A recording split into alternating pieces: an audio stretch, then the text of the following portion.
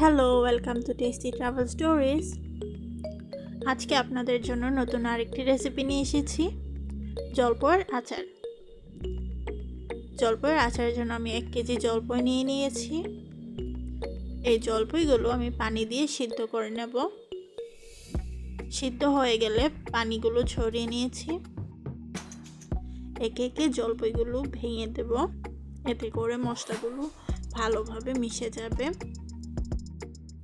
তাতে করে আচারটা খেতে আরও বেশি মজা লাগবে। সবগুলো জলপই ভেঙে দেওয়া হয়ে গেছে।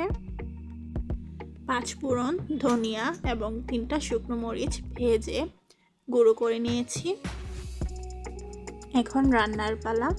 একটি প্যানে সরষের তেল নিয়ে দিচ্ছি। তাতে দিয়ে দিচ্ছি 2টো তেজপাতা।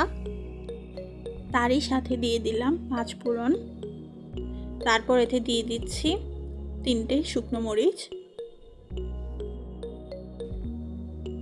এর সাথে চলে যাবে 1 মুঠো রসুন কুচি। রসুন কুচি দেওয়ার পর এগুলো কিছুক্ষণ ভেজে নেব।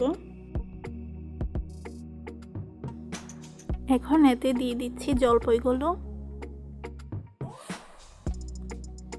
আর মজার বিষয় হলো, এই জলপই আচারটা রান্না করতে আপনার 20 মিনিটের মতো সময় লাগবে শুধু।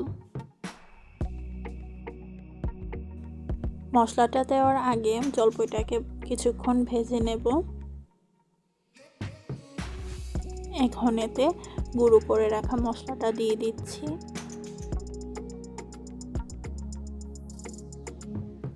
এখন জলপইটাকে ভালোভাবে নেড়ে চেড়ে দিতে হবে, যেন মশলাটা ভালোভাবে জলপইয়ের সাথে মিশে যায়।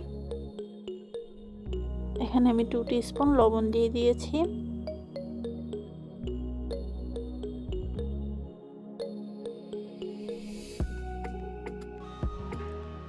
এখানে আমি হাফ বাটি পরিমাণ চিনি দিয়ে দিয়েছি। চিনির পরিমাণটা আপনাদের স্বাদ অনুযায়ী বাড়িয়ে কমিয়ে নিতে পারবেন।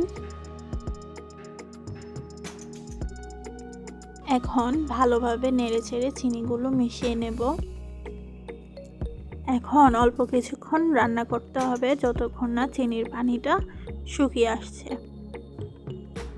সব শেষে আচারটায় অল্প পরিমাণ ভিনেগার দিয়ে দেব, তাতে করে আচারটা অনেক দিন রেখে খাওয়া যাবে। তো এই ছিল খুবই সহজ টক ঝাল মিষ্টির জলপইয়ের আচার। আশা করি রেসিপিটা ভালো লেগেছে। Thank you for watching.